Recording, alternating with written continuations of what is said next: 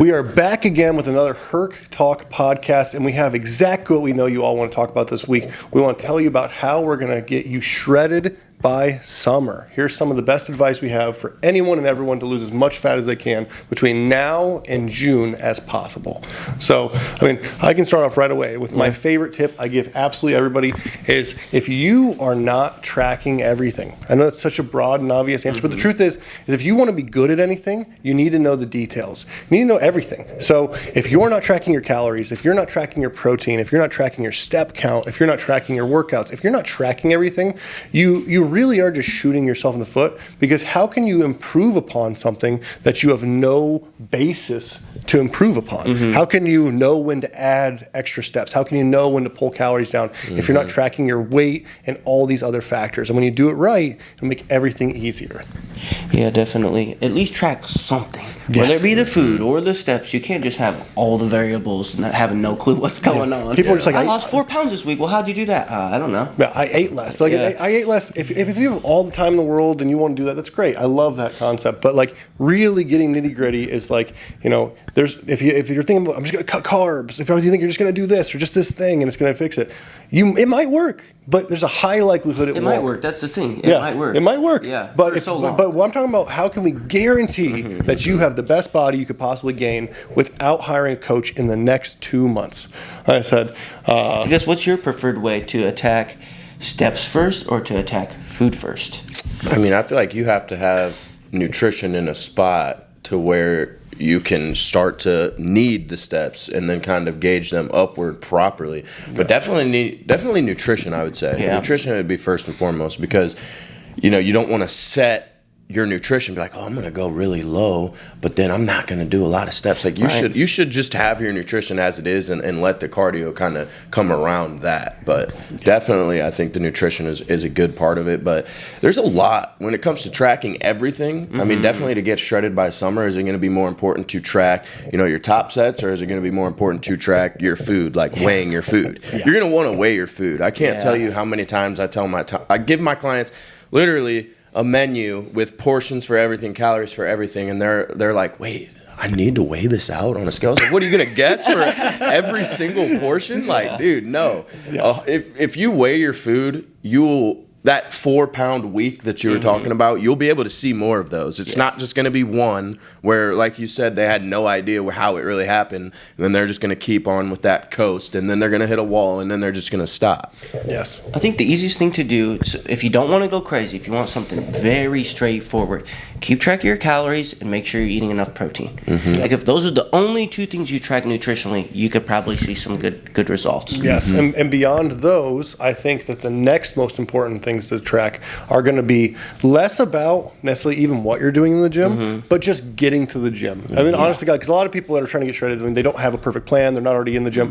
If you're getting to the gym 3 or 4 days a week, at the very minimum, you're going to be doing some cardio. At the very minimum, you're going to be lifting. At the very minimum, but the big thing to understand that is that if your goal is to lose 30 pounds, 20 pounds by summer, if you're not training with weights, a significant chunk of what you lose is going to be muscle mass. Your body is great at burning muscle, even better than burning fat. Or how Drake said about that protein. Like a lot of people are going to be like, why protein and not the carbs? Because you're going to be losing muscle if the protein's not there. Yes. The protein has almost like not a definite, but there's a range where that needs to be and honestly stay. That's not going to be very manipulable or even very like tempered with. The carbs is what's going to be kind of the deciding factor on that's where it comes in handy tracking. Is what are these carbs going to do?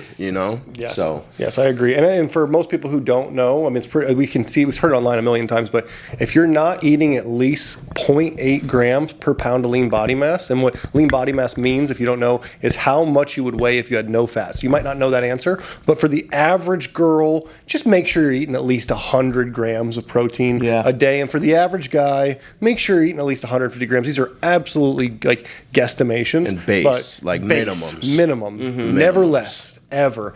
And not only will that help you lose weight, but it's also protein's the number one most satiating thing you can eat. So when you eat protein, you'll be less hungry, you'll be held over from hunger longer, and if you want this diet to be successful, making it as easy as possible is going to be your best bet. That's what I was going to hit on too. Is like you also have to come to terms with like who are you kind of as an individual? Are you someone who struggles with hunger? Like you're probably going to have to use higher volume foods, vegetables, things of that nature. Are you someone who could just kind of like get lean easy? You're going to have to watch under eating. So it's very easy to do that too. And you kind of have to, once again, tracking things, what route do you want to take? You kind of have to have the plans and set first. Yeah, and I would put these, like, once again, guesstimate parameters in. But if you're a girl, we see it all the time where girls will drag their calories down to like 1,200 or 1,300, and like, and they just think like the truth of the matter with your body is that your body can only process fat off you so fast. Yeah. So by going that deep in deficit, you're not improving the speed to which you lose weight. You're just shutting down systems in your body that'll make you feel worse. That'll make everything less productive, and will inevitably you'll probably lose weight pretty quick. Like that first week, 900 calories, you'll probably be like, oh hell yeah. Then it's not it's gonna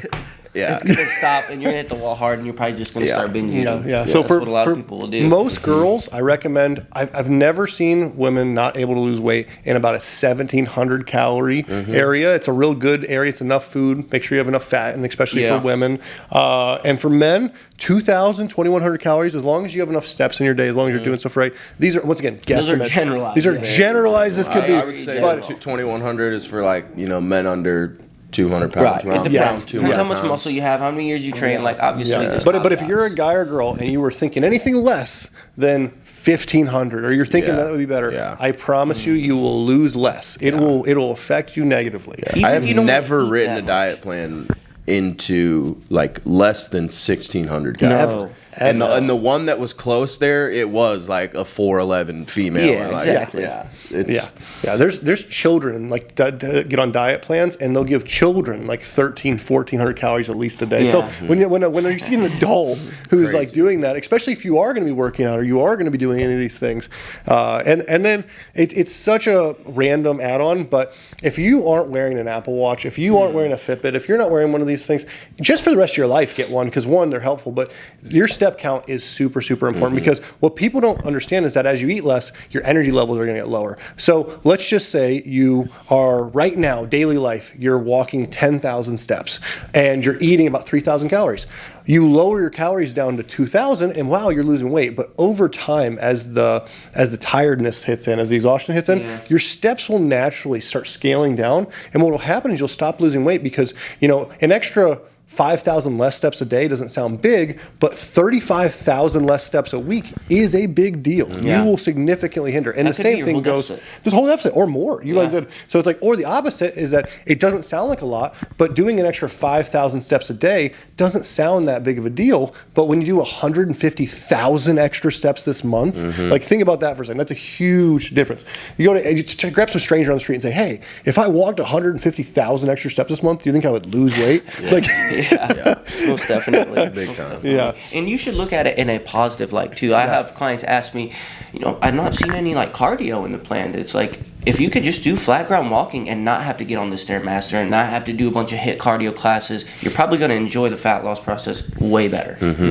Yeah, I agree. And I said, if you're a girl, prioritize the body parts that you want to maintain the most of. If you're a guy, prioritize the body parts you want to keep the most of. Keep that stimulus in the muscle when you're dieting. If you only have enough time to train 1 or 2 days a week, if you're a girl, feel free to prioritize legs, throw a little upper body in. If you're a guy, feel free to prioritize upper body. Like I said, whatever you hit the most during your diet will be the muscles you maintain the most. When you stimulate a muscle, it's much less likely to be broken down when you're in that deficit process. But yeah, I love that, man. Yeah, those are all. I mean, it's at the end of the day, getting shredded seems like pretty easy for us. But we take a lot of things for granted, in terms of the process. But generally, like if you're eating the right foods, sometimes you can get away with not even tracking. Like if you're eating the right foods, it's very hard to overeat and become unhealthy if you're eating a said group of foods versus vice versa. And I would add one last important thing, which I think we missed real quick, is sleep. Yeah. So many people undersleep, but the research is very clear where they studied and they showed that a person getting an extra hour of sleep can be more effective for fat loss than getting up and doing cardio. I got to sleep a little longer. I get sleep. People don't understand that your growth hormone production, your testosterone production, almost all of these hormones are being produced while you're sleeping, and a detriment to those is a detriment to results. And on top of that, our body is actually metabolizing and processing that fat out of our system more when we're sleeping.